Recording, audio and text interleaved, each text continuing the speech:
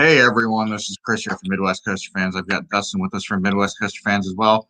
Today we are talking about Indiana Beach and kind of the new things that came about with the Eugene Staples ownership.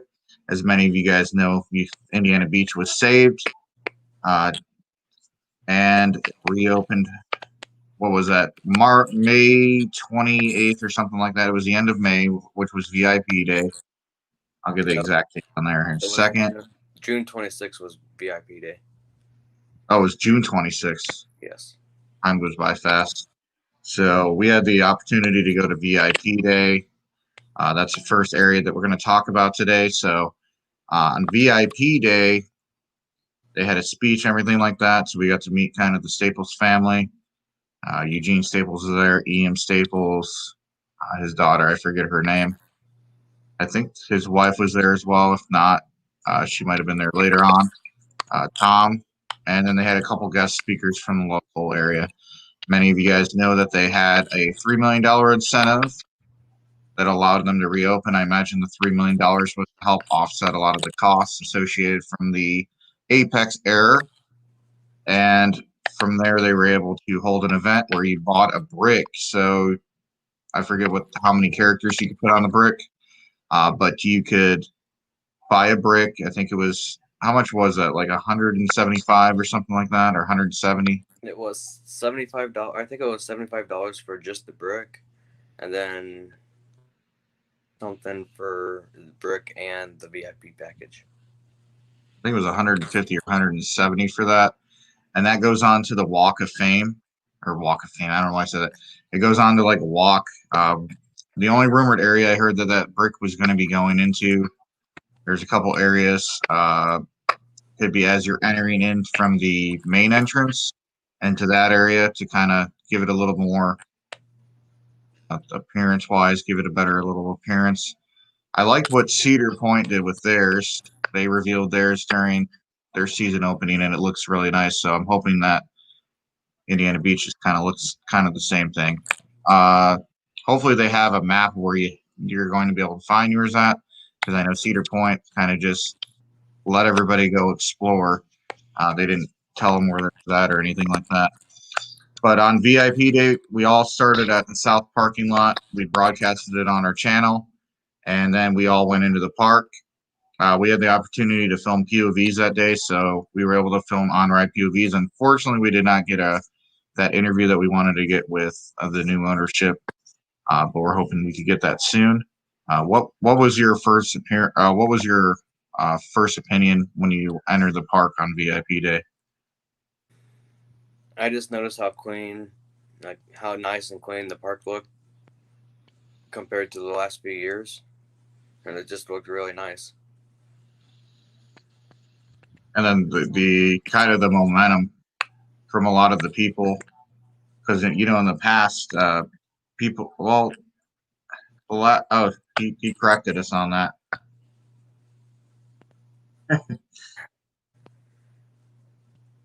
Ian's watching us right now.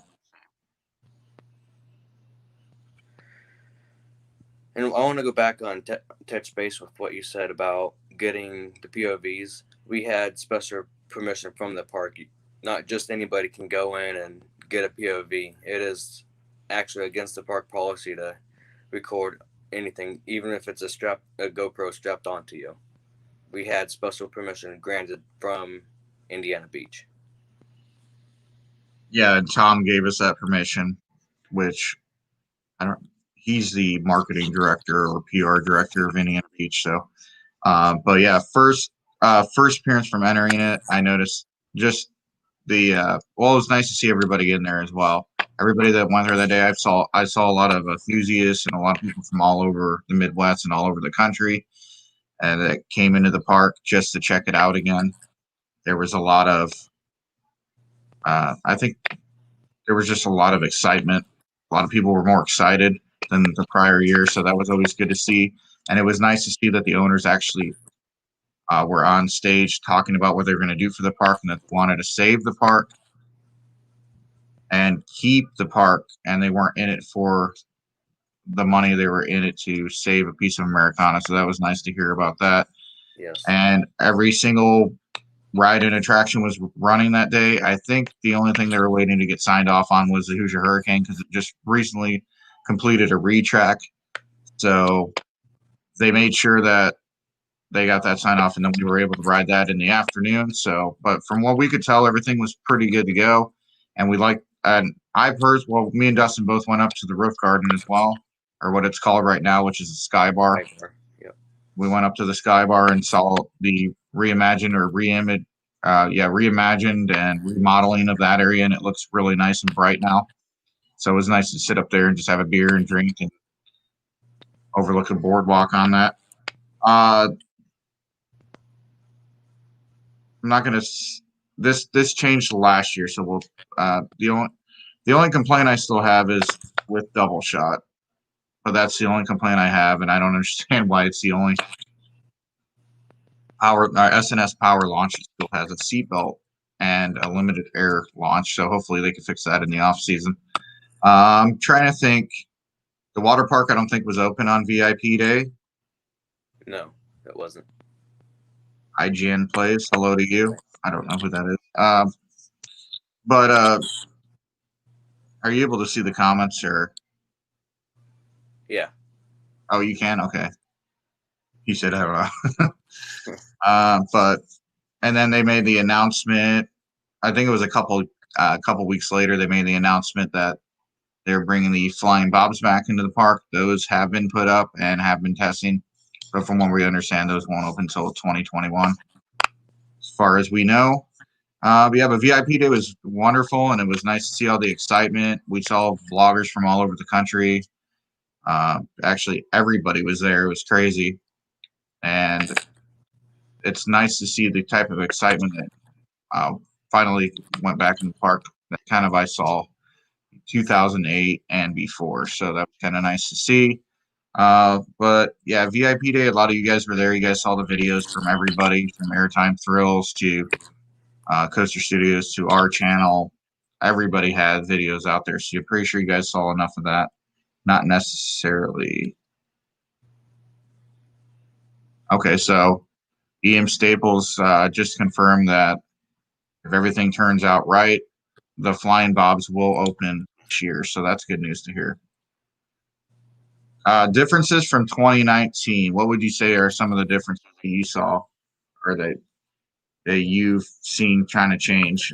Because many of you guys know Dustin also works in the park, so I know you're kind of limited on what you could say, but what are some of the differences like?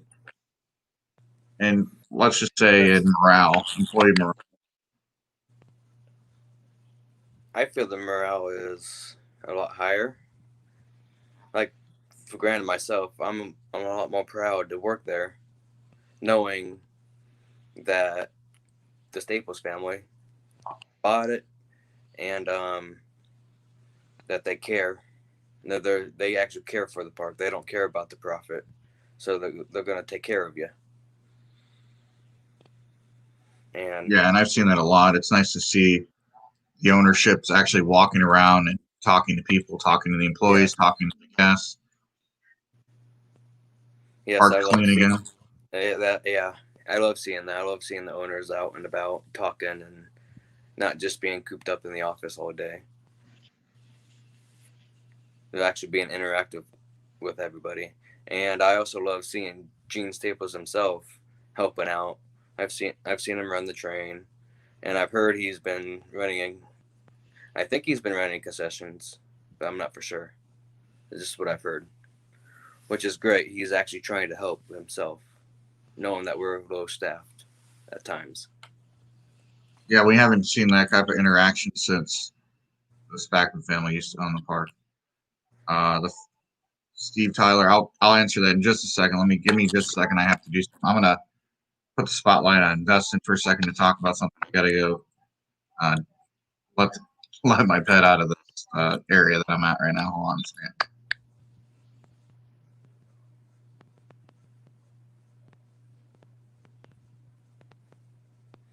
Okay.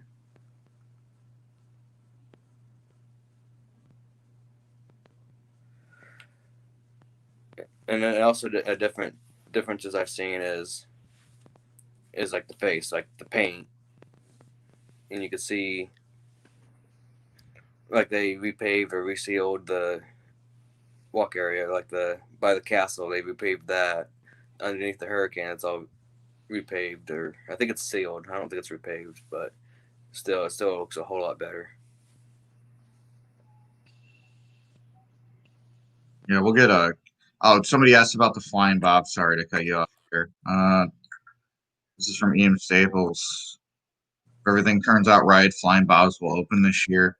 That is what Steve Tyler asked the question, so that's answering your question, which was I just logged on when you finished talking about the bobs. What did I miss? That's the only thing you missed about it. It possibly will be opening this year, so that's good news. Just some of the comments people were talking about.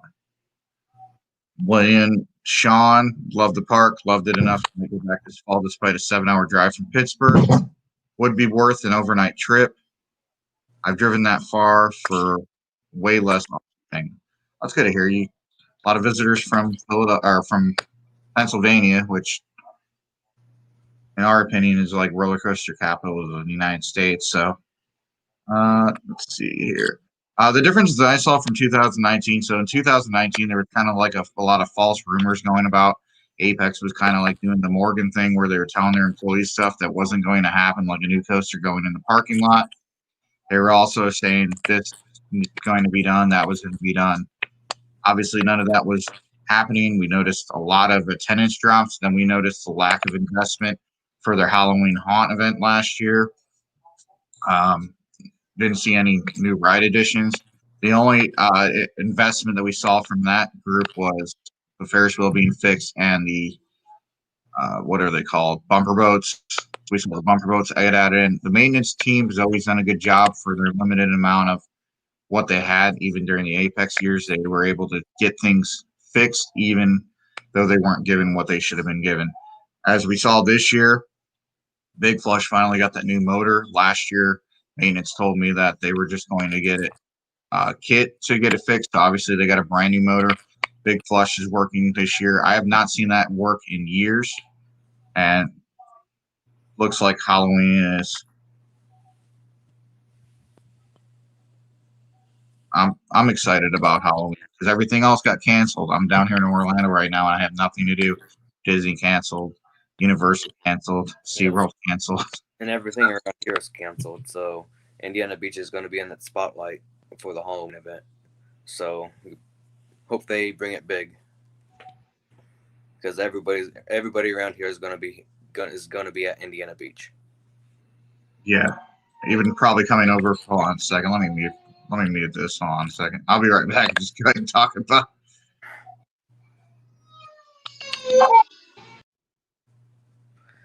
Yeah, I'm really excited to see what Indiana Beach has in store for Halloween. But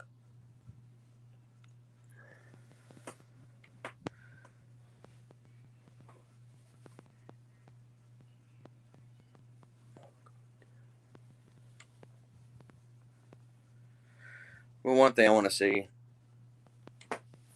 I noticed a couple enthusiasts, guests at Indiana Beach while I was working, and I got to talking with them, and they have never heard of Indiana Beach. So they're originally from Chicago. Their home park was Six Flags Great America, and they first checked out the Indiana Beach back in, I want to say earlier this month, or maybe last month. I don't remember, but they said they love it. They've been coming back. I've seen them almost every weekend. So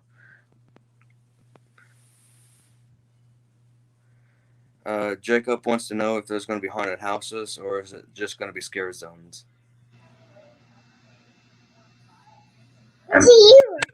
Yeah, so, that's both of us. There are some parks doing like their Fright Fest is going to have, usually like Fright Fest at Six Flags, they have scare zones and haunted houses. But since of COVID, they're only going to do the scare zones. They're taking out the haunted houses. He's wondering if that's going to be the case for the Indiana Beach. I think he's still on here. But Maybe it's secret.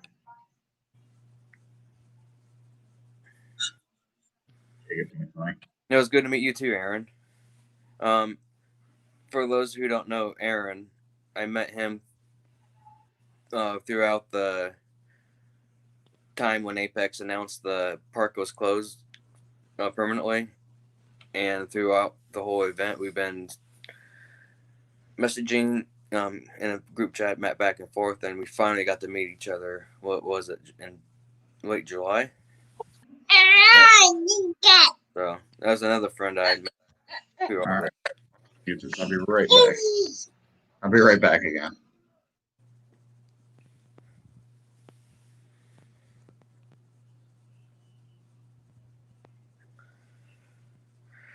All right, Ian. We just recently had a question. Okay, so there will be more haunted houses this year, according to Ian. That he thinks.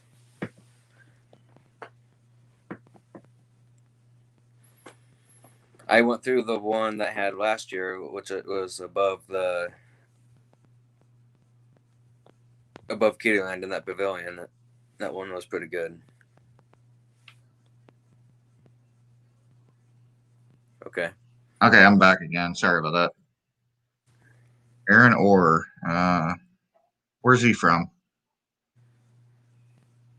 I think Southern Indiana, somewhere. Maybe in the Indy area. There will be more haunted houses this year. That's interesting. We're gonna put that on the screen here. More haunted houses. So, what do you guys have last year too? Yeah, you had the Frankenstein's castle, and then the haunted house above Kittyland in the pavilion. Okay. I'm gonna close this door over here.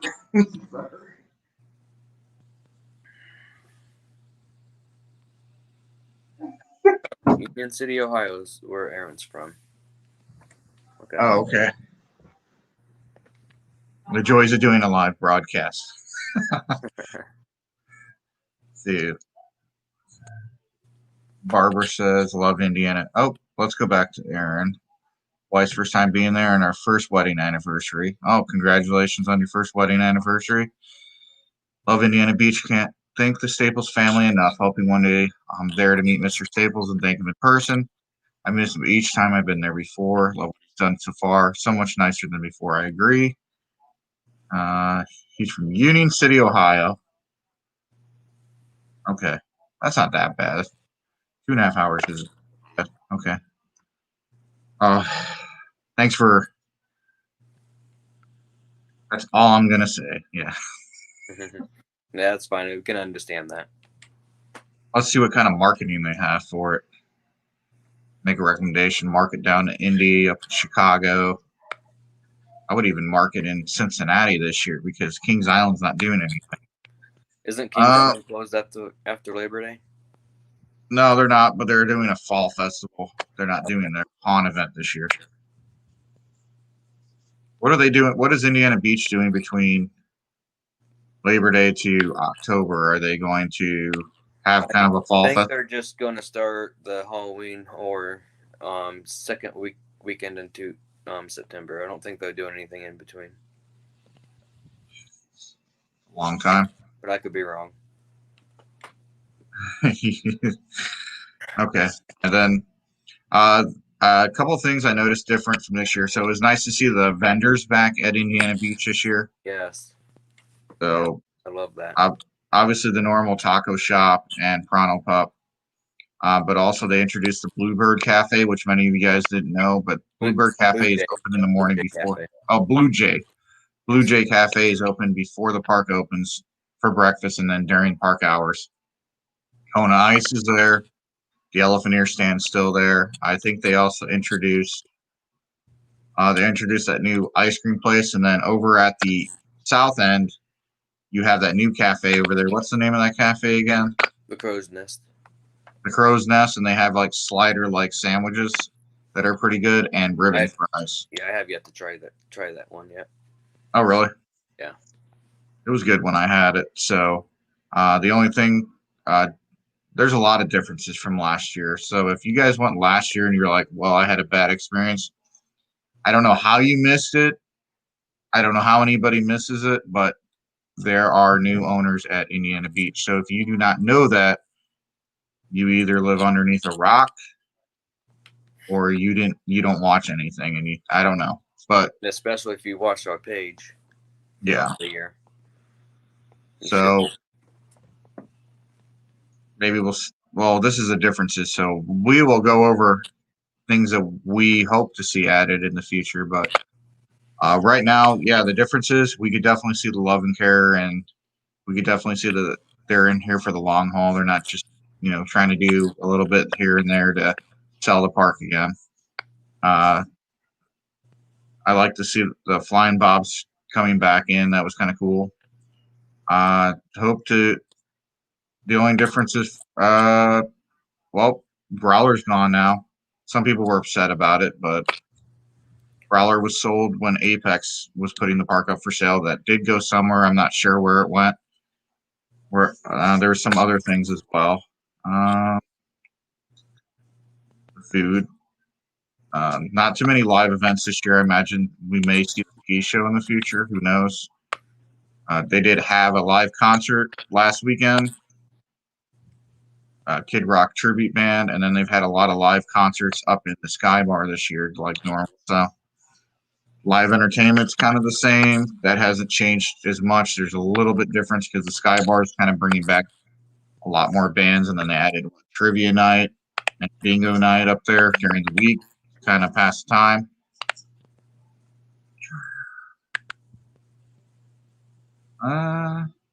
Maintenance is really good.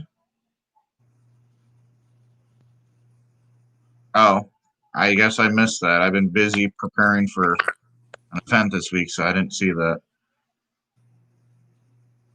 The Lost Coaster Superstition Mountain's running 2 trains now. That's great news. So that would speed up operations a lot. That's just some of the things that the new owners have been doing. Like, I've seen a lot of changes just in the ride. They're running a lot better. When something needs to be replaced, it's being replaced. It's not being held off. And as you just saw with this comment right now, EM Staples said that Lost Coaster's running 2 trains again. We have not seen that in years. So now we're going from 8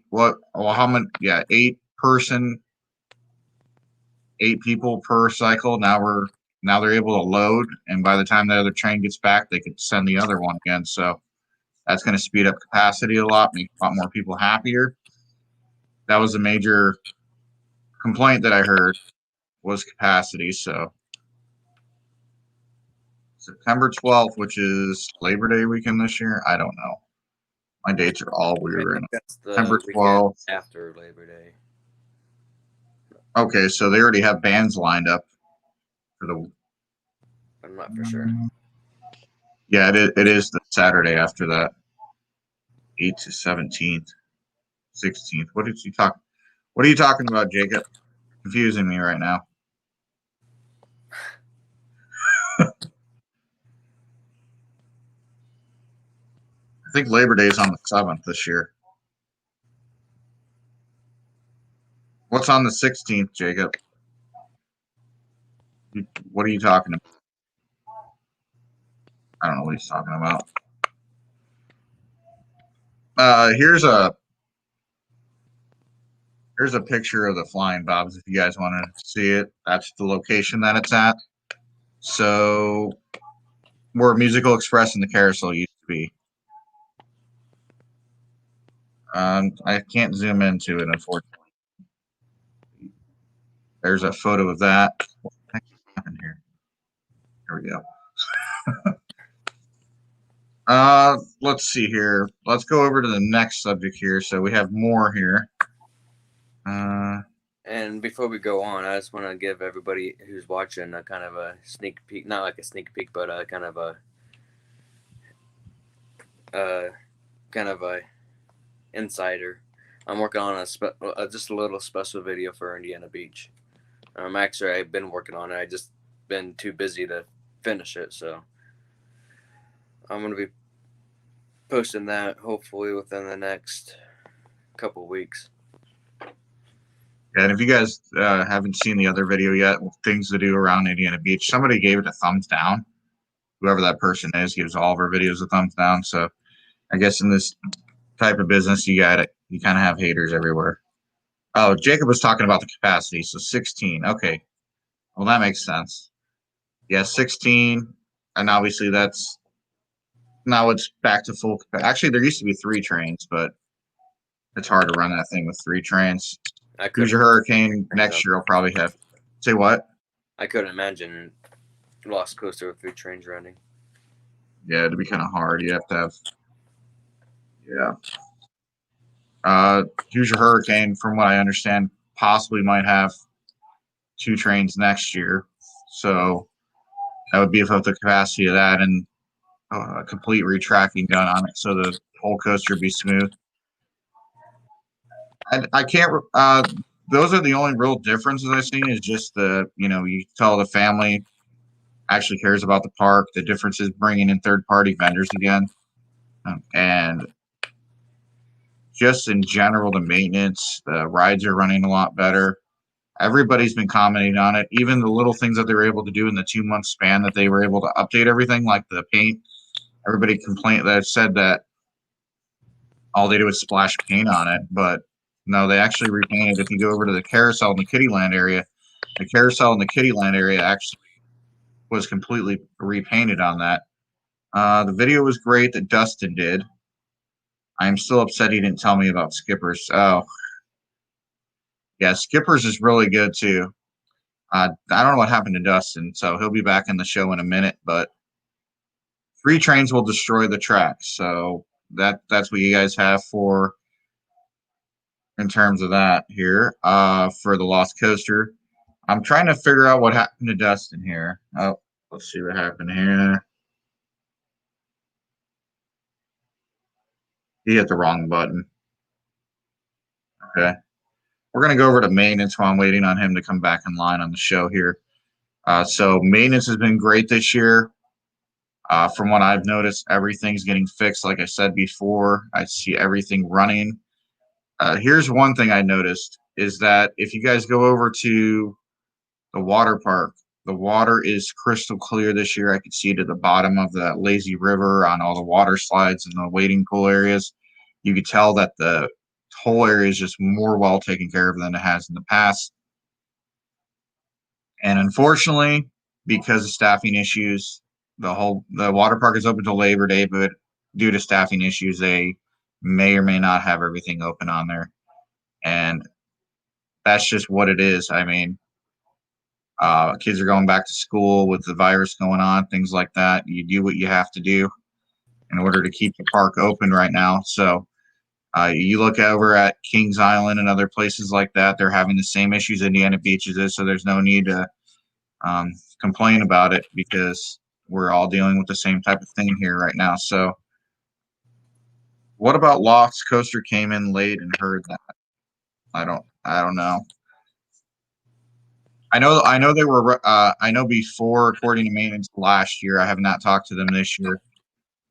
Last year, the reason why they couldn't run 2 trains is due to a computer malfunction that would show something in the lines of something will malfunction the sensors and stuff like that. So I imagine they probably updated the board, and by updating that and fixing that glitch, it allows them to run 2 trains on it now. But yeah, the water park is, like I said, the water park is crystal clear. They went in there and they power washed everything out. So all the water and everything's crystal clear on that. They were running the filters on the swimming pool area like nonstop. So the coasters, I know Cornball had a couple days where it was kind of down first half of the day, and then it came back up. Maintenance is doing their job. So if something's down and it comes back up, that means they're doing their job. They're not just running it into the ground. So the computer on the mountain was fine. Okay, that answers that then. Like I said, there was a bunch of rumors last year that I was given, and then I was called kind of a liar by the last company that owned it. But these were things that I was told. Oh, the second train just wasn't built yet. Okay.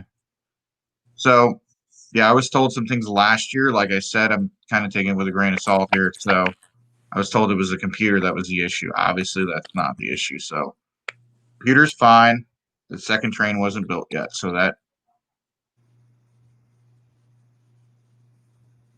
that's certified from Eugene Staples' son, Ian Staples. So if it's coming from them, we know that that's what it is. So let's see here. What else? Antique autos. From what I understand, they got new motors on them. So there's, I mean, they're older antique autos. So maybe in the off season we may see different ones come into there. I don't know. I don't know. What do you think on maintenance? Like, what do you see different on that? Because I've noticed a lot of differences, and I've already kind of went over that while you were offline. Like big flush is running. The water perk's cleaner than ever. Everything's running 100% for the most part. If it's down for a full day, there's a reason for that. Oh yeah, Frankenstein's Castle. Everything works in there now again. Yes. I heard. Okay, so I heard this is coming from an employee there. I heard that a refurbishment might be coming on the Den of the Lost Thieves, maybe. So if that happens in the off season, that'd be great. Third one is sitting a lot behind Steel Hog. Okay.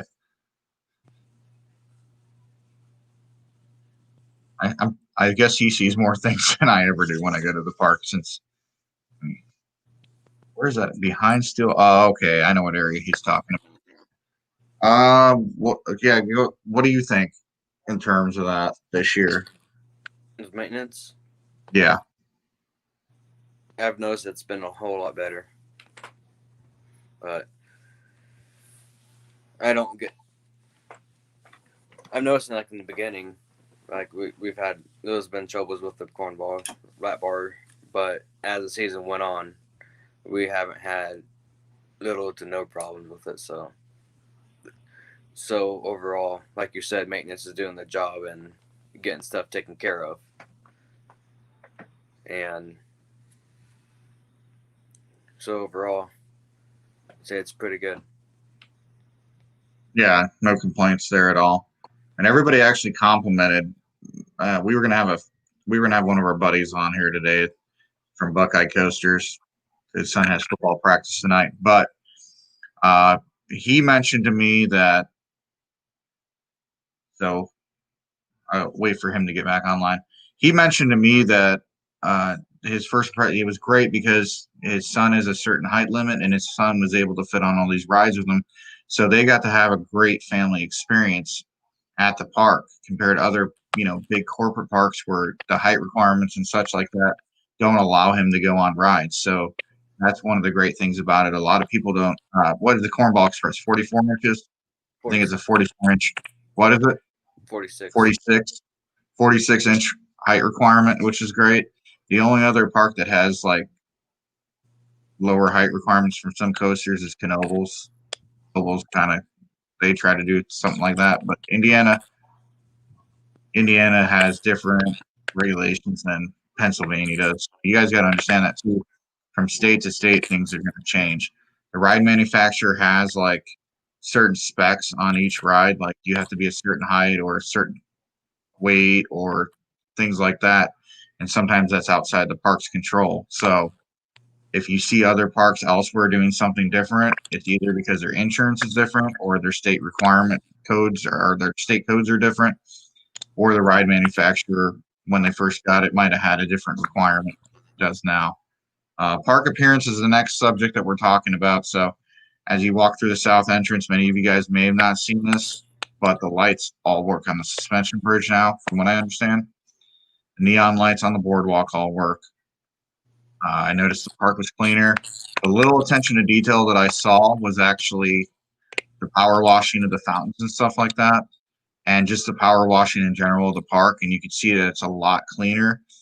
The resurfacing, that's probably what you meant. The resurfacing over by Frankenstein's Castle and all over to Hoosier Hurricane. And they repaved the parking lot, the one parking lot. I don't know what they're doing with the empty parking lot still.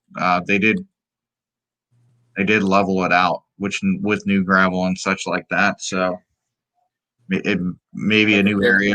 That could be something exciting coming in the future, but we'll see. Time will tell. Yeah, that's what I was thinking. Yeah, if they didn't pave it, it could possibly be a new expansion. Who knows? Gene Staples saved our park. He's doing a great job in a short time. Can't wait to see what the future holds for Indiana Beach. Yeah, we can't either because he only had 2 months to prep for this season, and we've seen a lot of changes happen throughout the season. So during the season, you guys have probably not been. A lot of people probably have not seen a lot of the changes that have happened, but let's just say one of the changes, Flying Bob's is up and ready to go, and it might be operating.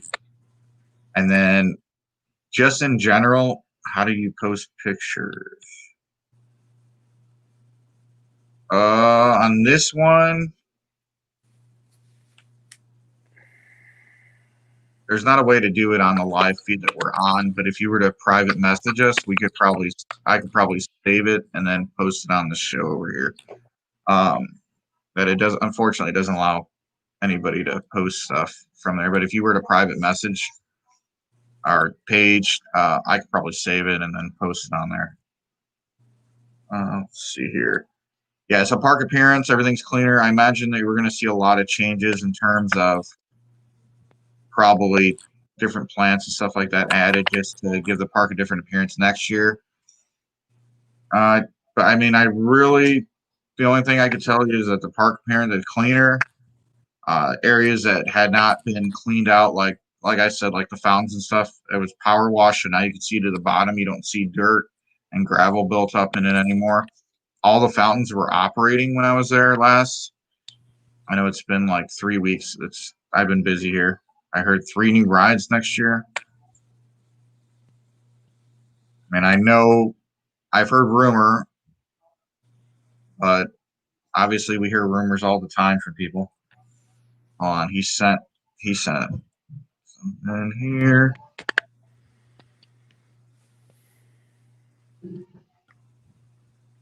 Yeah, I heard a bunch of rumors too, but I'm not gonna mention any rumors because it's a rumor, not news.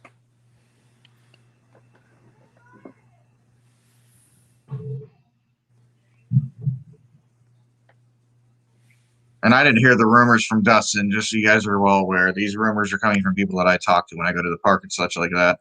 I heard they do have a flat ride picked out for the growler spot, but I wasn't told what it was. I don't know what it is. So, which makes sense because it says a new attraction coming. Hold on a second. Eames Staples shared a photo with us. Let me go ahead and load it on it. It's the other train. Is that the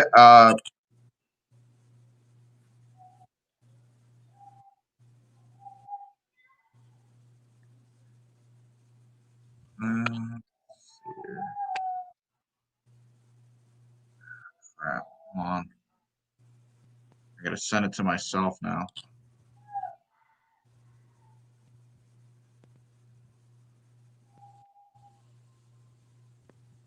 Joys you have when. Well, let me save it. Hold on, let me screenshot it. Facebook is so weird sometimes. Okay, while he was doing that, Aaron Orr, he just said, I will also add that Kings Island was only like a little over an hour from him, but he likes Indiana Beach better. He wants to add that his wife rode her first roller coaster ever at Indiana Beach. That's awesome. What coaster was it? Yeah, which roller coaster was it?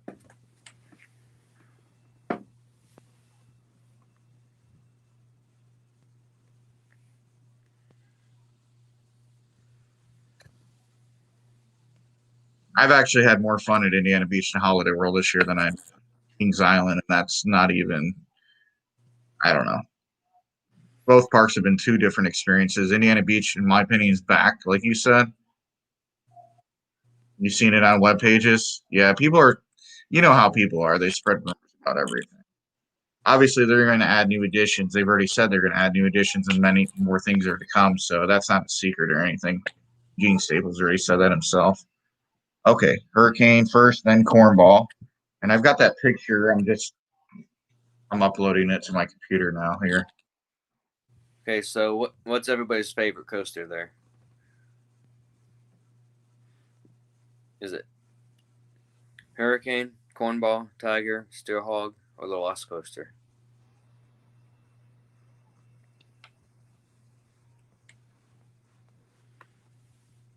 Give me one sec.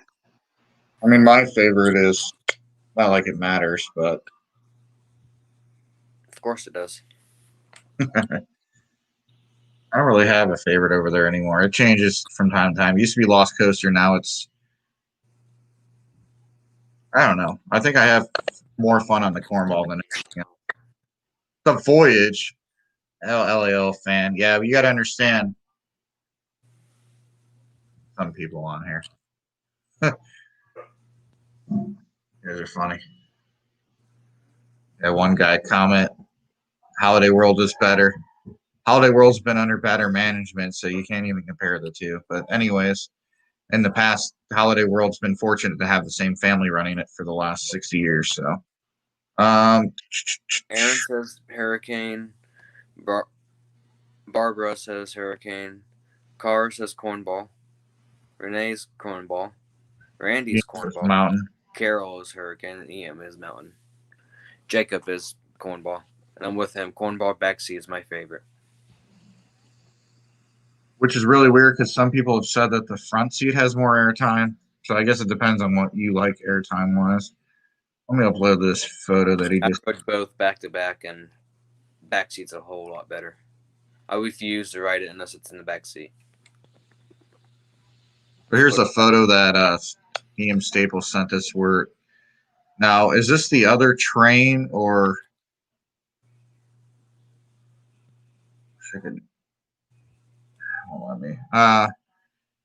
Let me take the questions thing off so you guys can see this better.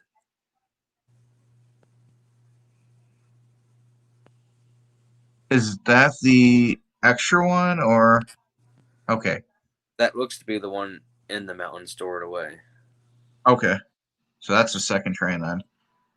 That's a cool picture. Thanks for that picture, Ian. Appreciate it. Fancy new paint.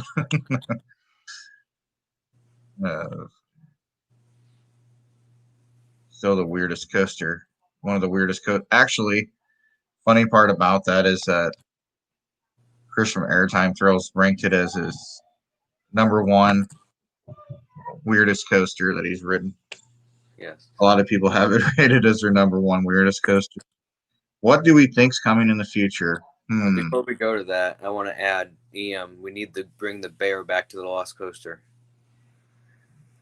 I thought the bear was in there. I want to say that. The bear is not in there anymore. We need to bring the bear back. Bring the bear back. A bigger bear, a louder bear. Gold definitely looks better than black in my opinion. Yeah, I agree.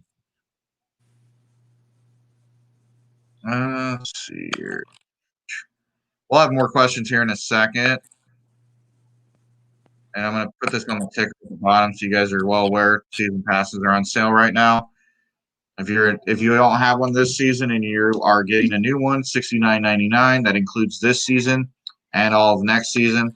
If you're renewing, it's only $64.99. So it's a great deal. 2 visits, it pays for itself. And it's good to see that they're not just throwing it out there for cheap. Yeah, I see a lot of people mad because it's expensive, but really, when it's even if it's $20, let's say it's only $20 to get in the park, you pay $69.99. You get all year. It goes many times as you want, and it's worth it. It helps the park. Heck, I'd be willing to pay double that, honestly. And I would. Even if I worked there, I'd still buy it. Do my part. Different membership levels. Different membership levels, kind of like what the sister park to the south kind of does. You just add more like discounted tickets depending on their tier level. Bring a friend or, free tickets, cash, stuff like that. But they're working it out. So I know they're offering discounts next year. So that's going to be something new for the season pass, and then Bring a Friend's going to be included in there as well. But yeah, I mean, you're willing to pay that. I'm willing to pay it as well. I did it this year, so let's see. Do I see Indiana Beach being to pull off a family-owned turnaround long term? That's a good question. And the short answer is yes, because the Staples family has tons of resources available to them. And from what we've heard in the grapevine, just rumor wise, is that Apex was posting a profit on Indiana Beach the whole time. So that is what I've heard through the grapevine. And this is things that I get sent to me and things that I read. And that Indiana Beach was kind of their basically backbone that allowed them to get other things. So Indiana Beach has never been struggling. That has turned out not to be the case. And the fact that they listen to everybody, to the community. yeah, and they're bringing in third-party vendors. They're fixing rides, keeping it updated, bringing in classic rides mixed with new rides.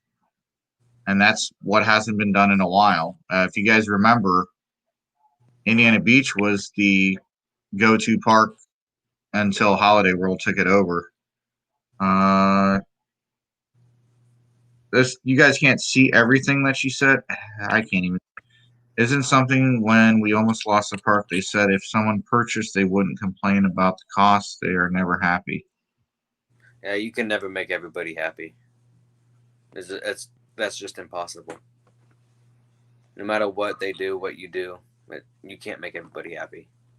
And this isn't just Indiana Beach. This is every single park. So we get comments. We read groups. We're part of all these groups just to get kind of insider information.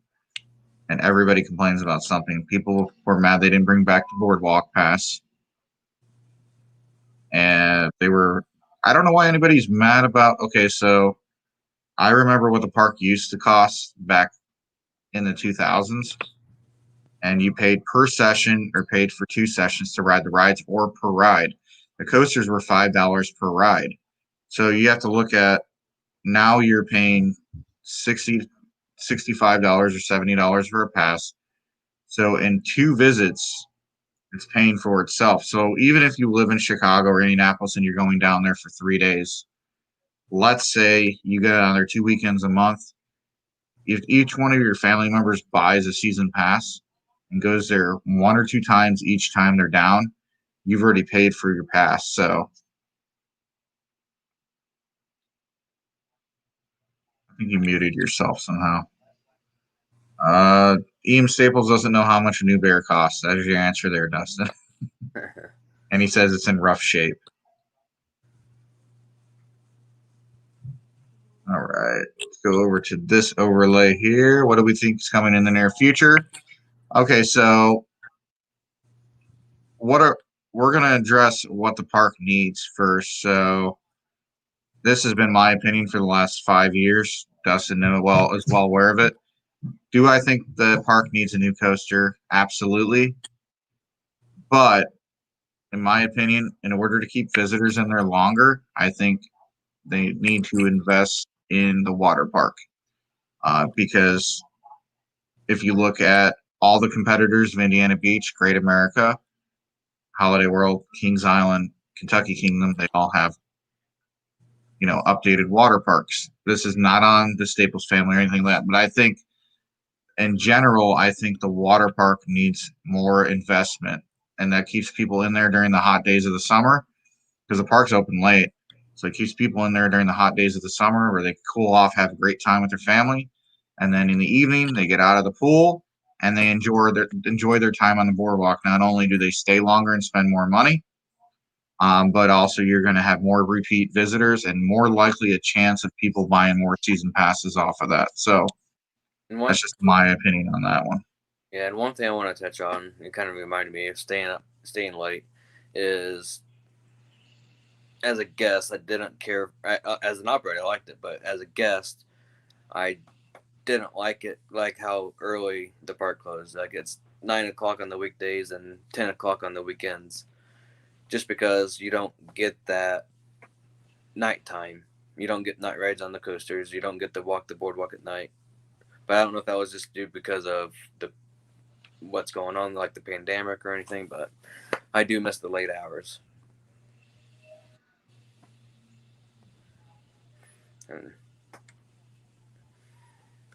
And the water, in touch space with the water park, that from what I understand from it, from my point of view, is the water park is the money maker. Right? It's one of the money makers for a park. It brings the people in. It does. And, I feel like because Indiana Beach is more of a boardwalk park, more people want to go there in the evening anyways. Everybody knows it stinks riding rides during the day when it's hot. But as soon as the sun goes down, everybody's more than willing to go to these places and spend extra money and stuff like that to go. So there's always the option of a Twilight Pass too. There's always an idea on that. But yeah, if you go to a park, like even if I go in a water park for a couple hours to cool off and then ride a couple rides and then go back in there, but new restrooms, I wouldn't say that's something that's huge. Remodeling of restrooms isn't really anything huge, but yeah, that would be, I guess, great to see there. Maybe larger restrooms. I know I mentioned that in the past too. More food options, maybe. Obviously, they're not utilizing the Tiger restaurant below the Tiger right now, so maybe we'll see that open next year. Do with a barbecue place that was supposed to open 2 years ago. You remember that, Dustin. Remember the barbecue joint that was supposed to come there last year? Apex never finished it. Wave pool. Remember that? How they're supposed to have a wave pool back in the parking lot by Steel Hog. Yeah, and we all know that would have been a bad idea because you would have had to walk 10 minutes just to go to a wave pool. If you're gonna do that, you gotta put some water slides over there too to make it worthwhile for people to go over there. Water park is the major thing. Flat rides, Indiana Beach has got plenty of flat rides, so if they add new ones, so be it. A new roller coaster, they need a kiddie coaster. I know enthusiasts are going to hit me up on this, but you have to have a coaster for kids to ride that are 36 inches or above. So, or maybe even like can ride, so we can get that credit too. Plus, it expands out that kiddie area thing. We enjoy the park as always, but I wish they would have set up and enforced better social distancing in the queue lines for rides and to get your season passes. I'll touch base on that one. The thing is, as employees and especially ride operators, I don't see how we can enforce social distancing in the queue. We're busy loading, watching our ride. We can't focus on guests in line, not social distancing. I see that as a safety issue because if you pay attention to that versus your ride, and if something happens on your ride that you're distracted because of that issue, then you see there's a major issue on that. And granted, the kind of different how enforcing that face mask is not a good idea either, just because we have 15, 16-year-olds working. And if they were to say something to somebody and they get upset, like that instance, where was it, Nobles? Where the kid got hit, I think he got hit across in the jaw. Excuse me. But that's just my view on it. I agree on that. I've been to a lot of parks, so there's social distancing markers in the lines at Indiana Beach. I know they might not be measured correctly, but we all know what 6 feet is. Unfortunately, the general public does not understand. And I've been to parks like Kings Island and places like that where they enforce it heavily, and still they run into the same issue. So are you really going to spend countless hours yelling at people about masks, yelling at people about social distancing when all you're going to get is Yeah, Sesame Street Place is a great example of that. An employee tried fixing it and got his jaw broken. I mean, people Yeah. are crazy. I agree that there should be certain standards and stuff, but it's up to the guests to follow those. Unfortunately, a lot of parks are dealing with staffing issues. So, are you going to address the issue of that, or are you going to address the issue of making sure your rides are operated correctly, like Dustin said? Make sure that you're paying attention to safety along that, because if somebody gets hurt on one of those, you're looking at a lawsuit. So, in Not my just a opinion, lawsuit, it's somebody's life too. You're yeah, you're you as an operator are responsible for them. yeah, and all these parks, not just Indiana Beach, but every single park in the country right now is dealing with staffing issues. So you have to focus on the main things that make sense. Now you have parks such as Disney that focuses on it heavily, but it's ruined the guest experience, and so the crowd levels are extremely low. And then you have other places that are doing it kind of, just as a reminder. But Indiana Beach does not require masks as long as you can social distance in the line. Like I said before, and like Dustin said, it's up to the guests to be social distancing. Uh, Unfortunately, like I said, the general public, and then you have little kids, they don't know what that is. I've had to correct kids in line before at Kings Island, places like that, to move back a little bit. And that's a problem that I've had even before COVID-19. Is I hate people being piled up on top of me, and I don't understand why people don't respect personal space to begin with. But I don't think it's as major of a concern as some other things. And like I said, you have your employees approaching crazy people, and then they're going to break your jaw out of it. Now you're out of an employee. Now guests have had their experience ruined because they just experienced a fight. So there's a lot of different things that and I understand your concern and everything like that, but when I was at Indiana Beach, you still had social distancing markers to remind people, but they also are running into staffing issues with it being a small town, kind of like with Cedar Point's running into being in Sandusky, Ohio. When you're not in a major metropolitan area, it's really hard to get your staffing levels to the level that you need at. So they don't have that extra space to have people correcting certain behaviors. But in the state of Indiana, as long as you're not inside a place, you're not required to wear a mask at an amusement park. If you're able to social distance lines, it's not required. Holiday World's the same way. It's a state mandate. Now, Holiday World just sent out something for Hollywood Nights, kind of reminding people, hey, this is the state of Indiana. The state of Indiana only requires this, and this is what us as a park is mandating. If you choose to wear a mask on the ride or in line and you don't feel comfortable, then go ahead and do it. And that's kind of the same route I think Indiana Beach has taken. Not only does it prevent their employees from having to be threatened and stuff like that by guests, but also it allows them to focus on the more major things such as cleaning, such as making sure the rides are operating effectively, such as loading, unloading. There's a lot of procedures that you guys probably don't see on a general basis.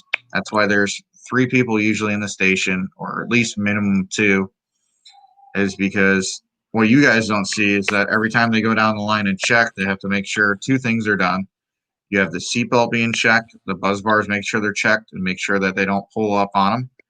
And as soon as they make sure that the track's clear after checking the restraints, then they give it a go ahead. Not only that, but coming into the station, they also have to make sure that that's clear as well.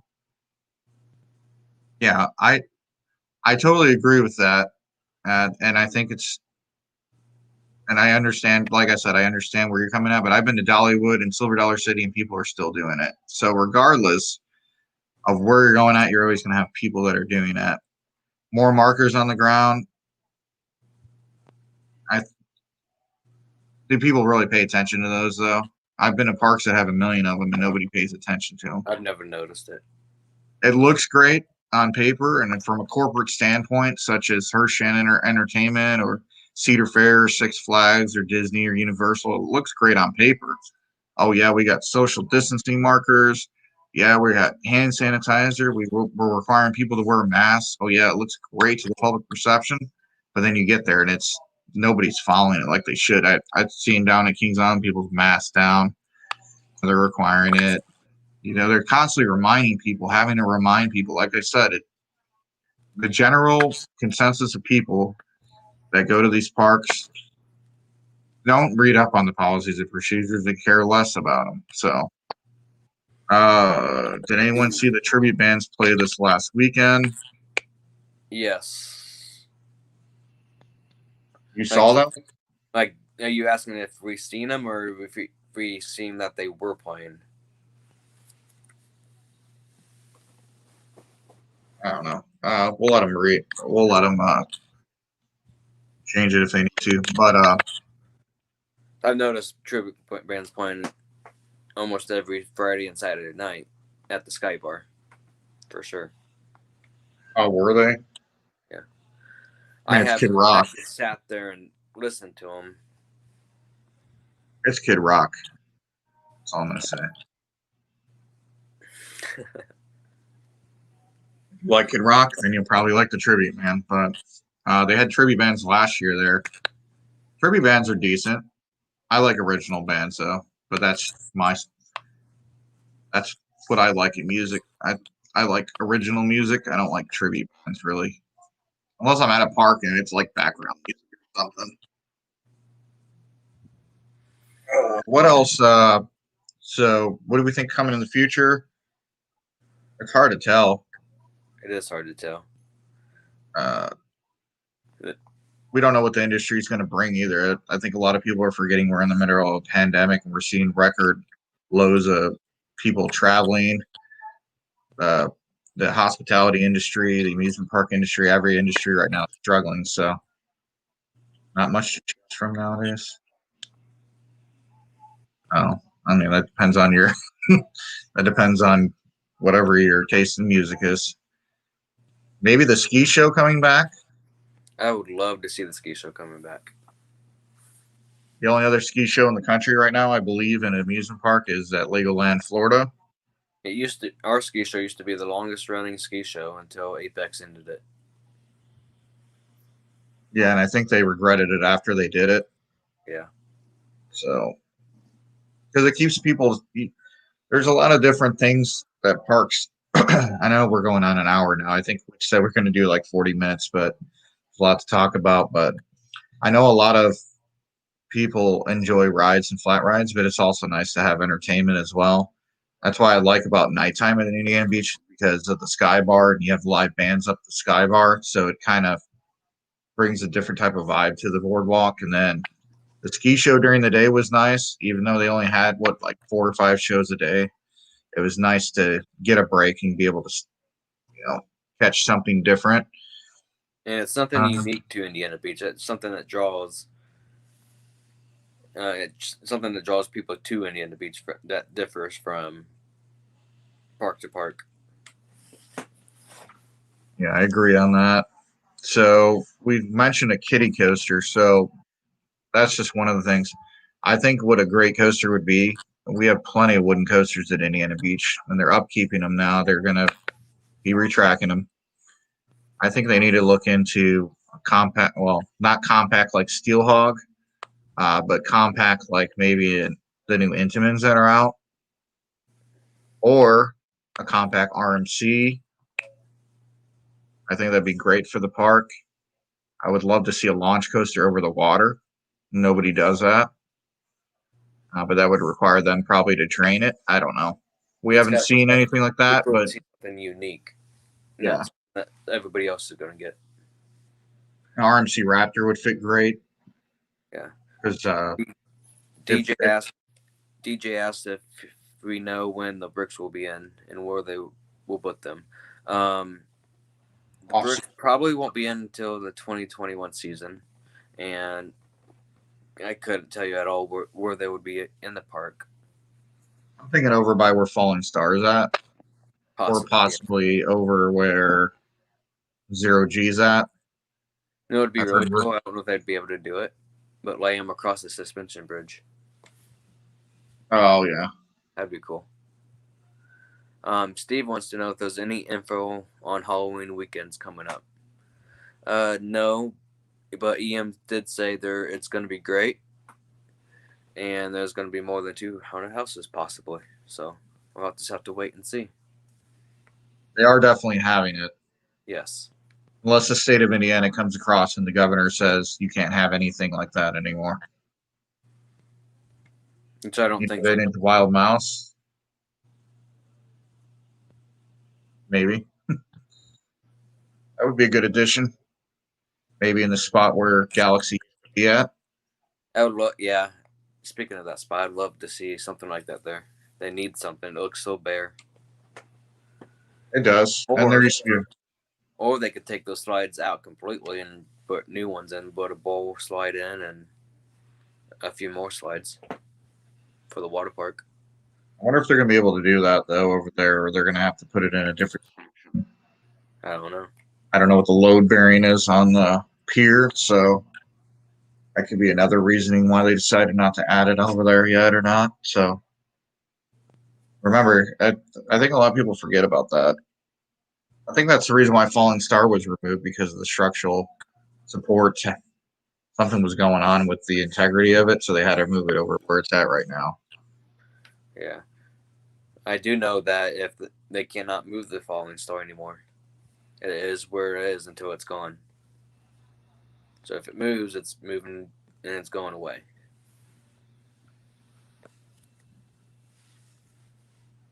The classic. Anybody have any questions before we conclude this show? We had a lot of information on here. You told us a lot of good news. Lost Coaster Superstition Mountain will be running 2 trains. They have the second train on track. Here's a picture of it again in case you guys missed it. There's the second train. Also, Flying Bob's possibly will be opening this year. There's a picture of that as well. So we have a lot of good news coming out of that. Where Galaxy used to be. Yes, who bought Python from Coney Island? Did Gene purchase it by chance? I wouldn't doubt it. But no, we haven't heard any information on it. Python, is that? Let me see what that is.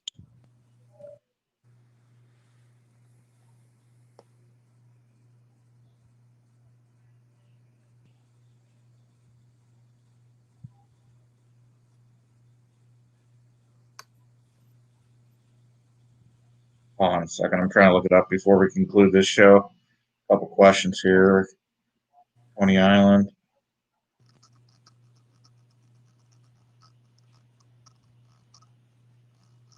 Oh, that's a Zyklon style steel coaster. Ugh, heard bad things about those things. I heard the one at Coney Island was really rough. They call it the Pepsi Python. Yeah, let's. There you go. You guys see that?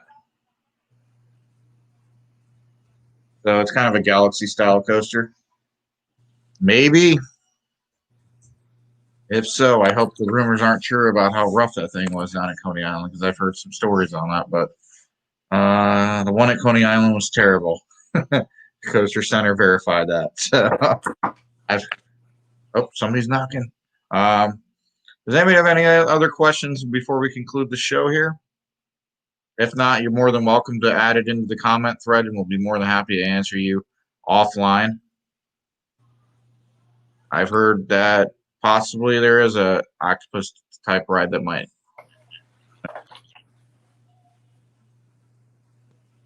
Maybe where Growler was at. We don't know 100%. I've been reading rumors all along. So. Okay, well, that concludes our show. Join myself and Jacob tomorrow as we talk about Silver Dollar City here on Midwest Coaster Fans. Let's see here. Well, we have more questions. Caw. Will they have a walk through haunted attractions this year during Halloween and scare actors? Yes. Yes. So that has been verified as well. So, all right, guys. Well, Dustin, you have anything else to say before we conclude the show? I do not. All right, guys. Well, thanks for joining us in, like I said. So tomorrow, which is Wednesday, we will either Wednesday or Thursday show, we'll have Silver Dollar City talking about our first visit over there, myself and Jacob. And then the whole team, no problem, Barbara. Thanks for joining in. Our whole team will be live from Hollywood Nights Friday and Saturday night, right after the park closes down for Hollywood Nights. You will see a live show from us. Friday night's going to be shorter than Saturday night's show, so join us then. Have a great one, guys, and thanks again for tuning in, Midwest Coaster Fans.